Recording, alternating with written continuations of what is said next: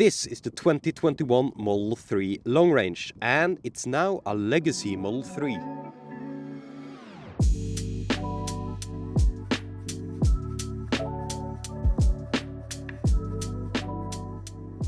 I am now sitting in my Tesla Model 3 long range from 2021, and I've had this car for 2 years. I've driven 60,000 kilometers, so I now know how this car behaves in all kinds of conditions. I've also been lucky enough to try the new Tesla Model 3 Highland. I haven't test driven it yet, but I do have a lot of thoughts about the differences in the car. There are also some side grades or downgrades, compromises that are made on the new Tesla Model 3 Highland. Since I've not been able to test drive the new refreshed Model 3, there are some major changes that I'll not be able to test. But I'll try to incorporate like thoughts that I've heard about the ride comfort, about the handling and such, and then compare it to this car. So let's start with the first impressions. The first impression of the Tesla Model 3 Highland is that it's higher quality. It feels better screwed together than even the Palladium SNX. That's the Plaid Model SNX and the long range that came with them.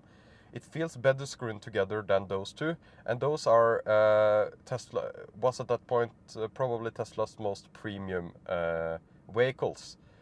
It also feels better screwed together than this car, the Model 3 from 2021. This is made at the Gigafactory in Shanghai, and the Model 3 Highland is currently as well. But there are some significant improvements in terms of quality, even though I never thought this car was any lower quality than similar priced cars. This 2021 model had a lot of improvements over the 2019 model, so it's less of a jump for me when I'm comparing the Model 3 Highland to the 2021 model, because there are some comfort features and such that are implemented in this car that wasn't on the 2021 model. Like the double glazed windows, better sound isolation, better ride comfort, etc. Door thunk is of course nicer on the Model 3 Highland. You can hear it here. And it's nicer. It's not the measure of quality in my opinion, but it does feel, I would say if the door thunk is similar on all the doors, that's a good thing. So, and it is. In this one, it's a little bit different. You can probably hear a little bit the squeak, rattle when they close to one of the doors, and that's, you know, that's a quality issue. But on the Model 3 Highland, it feels just as good as cars that are twice as expensive as the Model 3 Highland. Because you have to remember that it's a middle-priced car, and lower middle-priced in some markets. In some markets, it's middle-priced, but it's not priced as an S-Class, and it shouldn't feel like an S-Class. So let's go through some physical direct comparisons that I have tried. The liftgate feels better. It has two motors. The Model 3 long range 2021 model here has just one lifting arm, and the other is a gas strut, and it has a tendency to break. It feels flimsy, and I almost wish that I had a manual trunk that I could, with automatic opening with a spring, like many other sedans, like the BMW 3 Series, etc. has. I wish it probably went for that solution for this car, because the arm feels very weak. It feels like it's going to stop working at some point, and I hate that feeling. On the Model 3 Highland, you have two lifting gates. It feels super solid. The entire headlights lift with the car. This one has split headlights, which has its own issues, but it feels like a complete package. It feels super sturdy, like it's on rails when it's moving up and down. And it sounds more confident. And this one has been in for service due to the lifting gate, really. Let's talk about the interior. So the interior is quite different from my 2021 Model 3. It has, of course, it looks different, like you can see in this video. It doesn't have stalks. It's even cleaner than this minimalist interior, and for some that will be too much cleanliness. It will feel too simple. It's very nice. I like the white interior, of course, and I would choose the white interior, but there is a lot of white and it's very, very jarring to look at if you're used to normal car interiors. It has a better speaker system. This is part of the interior, of course. It has 17 speakers and 2 subwoofers, up from 15 speakers and 1 subwoofer in this car. This is a change that no one asked for, because the sound system in the 2021 Model 3 punches way above its price grade. It competes with the Audi e-tron Bang & Olufsen add-on maximum sound system, which is on a car that's twice as expensive and super expensive option. It's really, really, really fantastic, and now it's even better, and no one asked for it, but it's a welcome change. Of course, I won't complain. There is a new armrest in the back that doesn't like touch the middle seat stuff, and every latch is changed for a magnet, it seems. So the center console armrest now has a magnet. The glove box now has a magnet instead of like a latch. And these latches sound in the Tesla Model 3 sound in the 2021 model sound very plasticky. So magnets offer a more premium experience, of course, and more silent when it's when you're closing them. I think it's an upgrade for keeping the interior feeling great, sounding great, and making the touch points more satisfying. Okay, let's get to the steering input and the controversial removal of the stalks. The Highland Model 3 doesn't have stalks, and the indicators are now buttons on the steering wheel. And these buttons, I have to preface that these are different from the SNX Palladium Plaid long range. These buttons on the steering wheel, these are much more haptic and tactile. It's easier to actually know when you press them. They feel much better, so they are an upgrade from the SNX in terms of buttons. But if it's an upgrade from the 2021 Model 3 that I have here, that's there are arguments for and against, but in European roundabouts, buttons on the steering wheel that moves with the wheel can be very difficult to actually use, because you blink into the roundabout and then out of the roundabout. So you can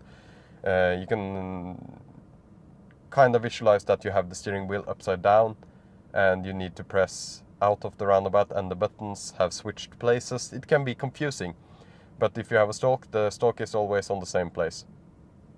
And argument for these buttons is that on highway driving it's easier, because you don't have to reach behind the steering wheel. You can just simply press, and you can have the auto blinker feature in Teslas that automatically turns them off. So on highways it's probably easier with buttons, especially when you're used to them. But in roundabouts, I think it'll take a lot of time getting used to. Some people will never get used to it and won't buy the car because of it. And it's a new steering wheel, which looks great. New controls on the steering wheel. You have a camera button that you don't have here. You have different, since you don't have a driving stalk either, you don't have a gear stalk either, which you have in the 2021 Model 3 until Highland. You adjust the gears on touchscreen. I've tried this once in the Tesla Model X Plaid, and it felt okay, I guess. I prefer the stalk because it's very much easier to switch between drive and reverse fast, and you don't need to wait for the controls to appear. They are there always. So if I'm going to do a parking maneuver, I can just drive, reverse, easy. You don't need to wait for the touchscreen controls to come up. And that's especially when you are like doing a 10-point turn or something like that. It's very easy to have the drive selector behind the steering wheel. Now the driving selector is on the touchscreen, not on the steering wheel. The autopilot is moved to the steering wheel. You have a button you press instead of pulling down twice on the stalk. The new Model 3 Highland has ventilated seats, which is a super nice upgrade in my opinion, and one of the things to consider when you are considering the old versus the new model. My 2021 model just has this heated seat, and while the seat itself is comfortable, in summer it gets really hot, and I do wish it was ventilated. This 2021 Model 3 long range is faster than the new one, than the new Highland Model 3 long range. This one goes 225 kilometers per hour, and the new one, the Highland, goes 203 kilometers per hour at the top speed. And Tesla says this is because of the new tires, which in many cases are worse than tires that came on this car. Because they are EV tires, they are optimized for efficiency, rolling resistance, but it'll be a compromise on other features of the tires, and it's always like this with tires. Anyways, many people does argue that it might not be due to the tires, but due to the actual suspension. The suspension is much softer on the new Model 3 Highland, and from all the motor journalists I have watched about this car, it'll handle different in turns. It'll be softer and actually kinda less sporty. Softer means more comfort though, and that's something that this car kinda needs, at least for some people. So it's less sporty, I would say, in general, due to the top speed, due to the suspension, but it seems like it's a huge step up in comfort, and that'll make more people buy the car, because more people care about comfort than on the sportiness, especially in this segment. The price is decreasing. They are kind of becoming affordable in some markets, and that's insane if you look at what Tesla had just a few years ago. Is the efficiency due to the new tires solely and the new aerodynamics? What will happen if you put the old tires and the old wheel setup on a new Model 3 Highland? I would really like to see the efficiency there, because I don't think it's too different. We know that the motors and the battery pack should be the same as the old one, so I'm kind of curious. If someone has a Model 3 Highland, are you able to put the old wheel and tire setup and test the efficiency? Then you can see what the aerodynamics of the new design can do, because I don't think that's enough to get a ton more range, but it should help a little bit, of course. I have tried to summarize my thoughts about the Model 3 Highland after testing that, and comparing it to the knowledge I have on this 2021 Model 3 long range that I've used for many years now, and I have been very happy with. And I am curious to see, once I get the test drive, to see the actual driving feeling difference, the turning radius, and if there are any differences there, because for example, the turning radius is one major gripe I have with the Model 3. It sucks. It's difficult to park a Model 3, actually, even though it's a small sedan. It's really not that small in Europe. Anyways,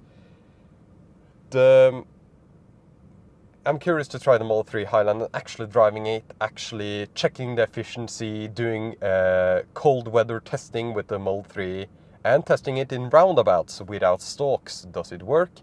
Is the issue overblown, or is it actually a major concern that will make many Europeans consider not buying the Model 3 Highland? And I think I'll be able to get a test drive very soon, and I hope you are as excited as me to find out what's so great about the new Model 3 Highland. So please subscribe if you are interested in that, and don't subscribe if you don't want to see anything more on the Model 3 Highland. Things I just love about my 2021 model that I hope people also can experience if they decide to buy the new one. And for me, it's the Tesla drivetrain, and I know it'll be perfectly tuned on the new one as well. But is the car still fun? Is it still sporty like this one? The instant response and just extreme fun of this car. I really think that this is a super fun car, and it's great for driving enthusiasts as well. And I want to see that carry over to the new one as well, even though they go for a more comfort suspension and comfort features, which is great. Tesla needs that to sell cars. That's one of the major concerns of people buying the Model 3 and the Model Y is comfort. And Tesla rightfully has got some criticism on the comfort stuff in this Model 3 as well, but they need to still have the car fun, and I am pretty sure they'll be able to do so. Tesla doesn't really make boring cars. Maybe you think that the Tesla design is boring. Okay, great, but the Tesla drivetrain is a fun drivetrain. I love the Tesla drivetrain. That's why I bought this car, and not because of the technology, not because of the brand, this is solely bought based on a test drive, and the drivetrain is fun, and they need to keep it fun. And I can't wait to try the new Tesla Model 3 Highland, because I want to see how they can implement comfort features while still actually have the car fun. It'll be a combination that makes the car viable for driving enthusiasts and people who just want an electric car with great comfort, great technology, and stuff like that. It'll broaden the market for the Model 3 really, because the Model 3 has, at least the older models before this one, they were kind of stiff and the comfort really wasn't there. And